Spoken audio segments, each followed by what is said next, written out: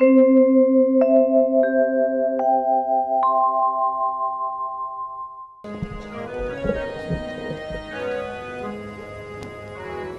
राय प्रिय नारी बुलाई और कौशल्यादि कि कई का नाम नहीं आया, सुमित्रा का नाम नहीं आया। पटरानी प्रमुख जो हैं कौशल्या जी को बुलाया। तबहि राय प्रिय नारी बुलाई, सभी को बुलाया, लेकिन ये त्रिदेवियां पहुंचती हैं और ये उनके भगवान को नमस्कार प्रणाम करने के बाद दशरथ जी के पास जाती हैं। और दशरथ जी ने जैसा कि समझाया था, दशरथ जी की स्थिति उस वक्त बड़ा डबडोल भाव विभोर, तो अग्नि देवता ने और उनको भी समझाया। फिर गुरु वशिष्ठ ने सावधान किया कि राजन, इस खेत का बंटवारा ऐसे ऐसे होना है। यज्ञ पुरुष भगवान ने भी ऐसे ही कहा है। तो आधा अर्धभाग कौशल्य ही दीना, और जो आधा बच गया शेष को पुनः भाग द्वय कीना।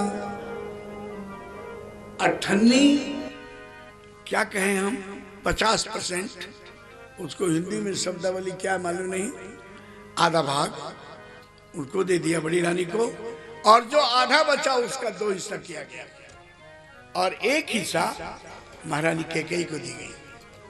और जो आधा बच गया चवन्नी, उसके 2 हिस्से किए गए। अर्धभाग कौशल्य ही दीना, शेष को पुनः भाग द्वय कीना। कैकेयी कह राजन सोई दयऊ, और शेष को पुनः भाग द्वय भयो। कौशल्या के कई हाथ धर, दीन सुमित्र मन प्रसन्न कर। ये जो उपाधि दी गई है विश्लेषण, मन प्रसन्न कर, किसका मन प्रसन्न कर? अपना मन प्रसन्न कर कि सुमित्रा का मन प्रसन्न कर? निर्णय नहीं है। और महाराज ने स्वयं के कई महारानी को दिया, कौशल्या महारानी को दिया, कौशल्या को भी दिया, कैकेयी को भी दिया। और जब सुमित्रा माँ का नंबर आया तो सुमित्रा माँ को अपने हाथ से नहीं दिया, कहा कि तुम लोग दे दो। ये बात बहुत बुरी लगी। यज्ञपुरुष भगवान की अध्यक्षता में, सानिध्य में इन महाभाग हमारी दोनों बहनों को महाराज ने अपने हाथ से दिया और मुझे न देकर दिलाया।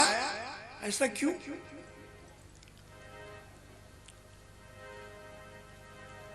दो बातें और दोनों प्रसंगत हैं। एक बार की बात है कि महाराज दशरथ आखेट खेलने गए थे और जब जा रहे थे मार्ग से तो एक हरिणी गर्भवती थी और वो रोड लांग रही थी, क्रॉस कर रही थी। और उसके सुघड़ स्वरूप को देख करके सुमित्रा ने कहा कि महाराज,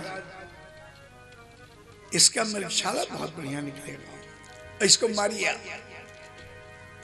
उन्होंने कहा कि इसकी स्थिति तो देखो, इसके जो पेट में बच्चे हैं वो तो निरपराध हैं।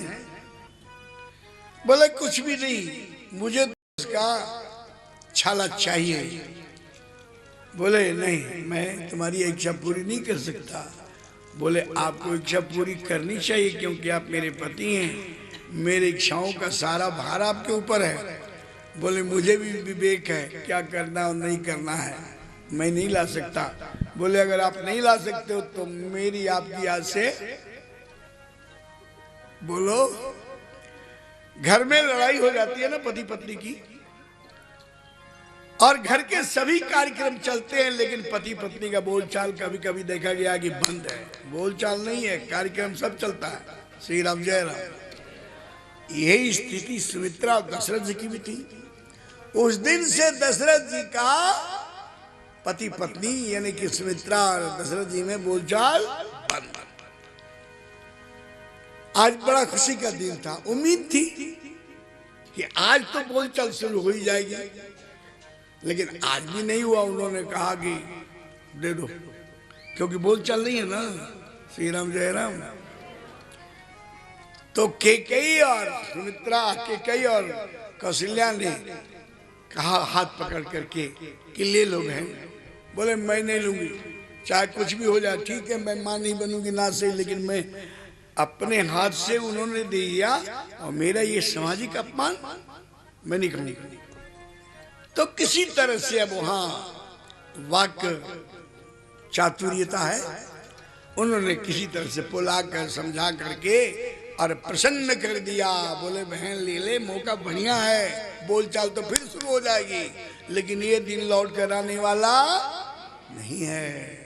तो दीन सुमित्रा ही मन प्रसन्न कर, वह जो खिन्न थी, अप्रसन्न थी, असंतुष्ट थी, उसको हंसा के, खिला के, गुदगुदा के, समझा के, बुझा के जब वो प्रसन्न हो गई तब दिया। शायद एक कारण तो ये था। और दूसरा कारण जो बड़ा सटीक है, देखो ना इन दोनों माताओं को एक एक पुत्र हुआ है। कौशल्या को भी एक, कैकेयी को भी एक, लेकिन मैया सुमित्रा को दो दो हुए। और देने का क्रम देखिए, कौशल्या कैकेयी हाथ धरी, दीन सुमित्रा ही मन प्रसन्न करी। पहले बड़ी रानी ने दिया, फिर मझली ने दिया, और इन दो, उनके द्वारा दो पुत्र हुए। बड़ा वाला पुत्र राम के साथ, हाँ लक्ष्मण जी। लक्ष्मण जैसे जन्म लिए और थोड़ा सा घुटनों के बल चलने लगे, तब से ही राम लक्ष्मण की जोड़ी बन गई। बारही ते निज हित पति जानी, लक्ष्मण राम चरण रति मानी। और शत्रुघ्न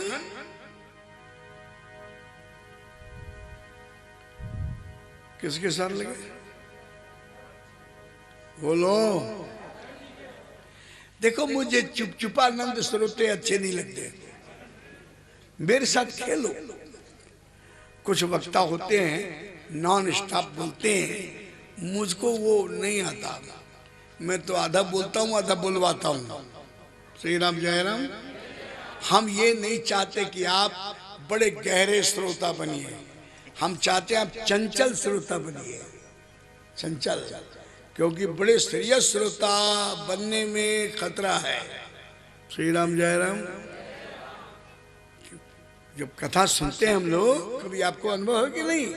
कथा सुनते सुनते कई बार देखा गया है कि कथा में नींद, जोर से बोलो, कथा में नींद आती है और आनी भी ठीक बात। नहीं ठीक है, आप गलत थोड़ी बोलेंगे। आनी भी, फिर बोली।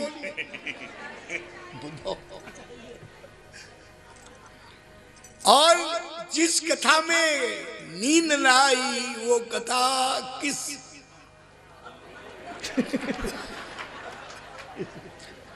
अरे बाप रे। क्योंकि कथा का परिणाम है विश्राम। कथा सुनने से जीव को विश्राम मिलता है, और विश्राम के बाद तो नींद, बोलो ना, आती है। इसलिए कथा में नींद जरूर आनी चाहिए। अब सुधारने से क्या होता है? आप देखिए ना, बड़े बड़े लोगों को नींद आ गई।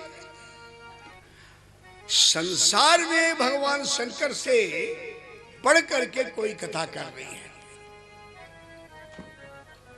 उन्हीं का प्रसाद कुंभज ऋषि ने, भारद्वाज याज्ञवल्क्य ने, गरुड़ काकभूषुंडी ने, तुलसी बाबा ने, तुलसीदास जी ने तो साइन किया था, विश्वनाथ बाबा ने जब लिखा गया नाना पुराण सम्मतम यद निगदितम क्वचिद अंदितोपि, सारे शास्त्रों का सारांश गावद वेद पुराण अष्टदश छो शास्त्र सब ग्रंथन को रस। विद्वानों से हजम नहीं हुआ। बोले तुलसी ने अपने ग्रंथ की बहुत तारीफ कर दी है, विरोध हुआ, शास्त्रार्थ के लिए चैलेंज किया गया। तुलसी ने कहा भाई शास्त्रार्थ कहेगा। बोले हमारे ग्रंथ संस्कृत साहित्य को तुमने नीचा कर दिया और ये हिंदी में लिखा हुआ इसको तुमने सारे ग्रंथों का सारांश बता करके इसको ऊपर उठा दिया। हम नहीं मानेंगे, शास्त्रार्थ करो या फिर ये पुस्तक रद्द करो। बोले निर्णय करने वाला कौन होगा? शास्त्रार्थ में तो निर्णायक होगा ना कोई, कौन है? मधुसूदन सरस्वती जी महाराज जी, उनके पास बात पहुंची और उन्होंने कहा कि भाई मुझे बीच में मत डालो, बाबा विश्वनाथ फैसला कर देंगे। बोले वो कैसे करेंगे? बोले सभी ग्रंथ रख दो विश्वनाथ मंदिर में। तो नीचे सबसे पहले किसका ग्रंथ रखा जाए? तो जितने विद्वान थे उन्होंने कहा कि हमारा ऊपर रहेगा, हमारा ऊपर रहेगा, हमारा ऊपर रहेगा। तुलसी ने कहा कि ठीक भैया मेरा ही नीचे रहने दो। सबसे नीचे रामचरितमानस और सबके तुलसीदास जी ने कहा कि विद्वानों फाउंडेशन बहुत मजबूत है, ये बिल्डिंग तुम्हारी सुरक्षित रहेगी। फाउंडेशन मजबूत हो तो बिल्डिंग सुरक्षित रहती है।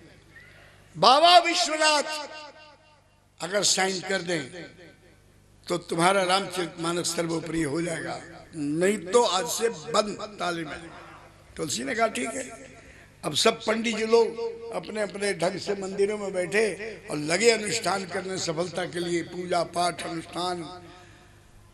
तुलसीदास जी ने कहा कि महाराज कवि तो विवेक एक नहीं मोरे, सत्य कहूं लिख कागज कोरे। मुझे राम का चरित्र मिल गया है, कागज मिल गया, मैंने लिख दिया है। मेरा कोई काव्य चातुर्यता उसमें नहीं है। अगर ये जो मैंने लिखा है, हे भोले बाबा, सपने हूं साचे मोही पर हर घर गौरी पसाओ। सुनिए, अगर स्वप्न में भी सचमुच आपका अनुग्रह मेरे ऊपर है और ये बात सही है, सपने साचे मोही पर जो हर गौरी पसाओ, तो फुर होई जो कहूं सब भाषा भनित प्रभाव। बाबा ये भाषा निबद्ध जो हमने किया है, जो भाषा में आपका चरित्र है, अगर ये सच है और आपकी कृपा मेरे ऊपर है तो इसको सच कर देना। अस कई ऐसे कहा करके तुलसीदास जी एक मंदिर के कोने में बैठ गए। मंदिर में ताला लग गया। सवेरे जब गेट खुला तो सबसे ऊपर रामचरितमानस अपने आप विराजमान हुआ। ये इतिहास यहाँ लिखा हुआ है, कहीं और में यही लिखा है रामचरितमानस में और ग्रंथों में भी है। और सारे विद्वानों ने रामचरितमानस को काशी में मान्यता प्रदान कर दी। यह वो ग्रंथ है।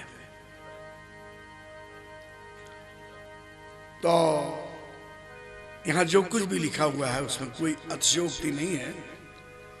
बड़ा पुत्र जो था वो करुणा अवतार, भक्त शिरोमणि, जिसकी आराधना स्वयं राम करते हैं।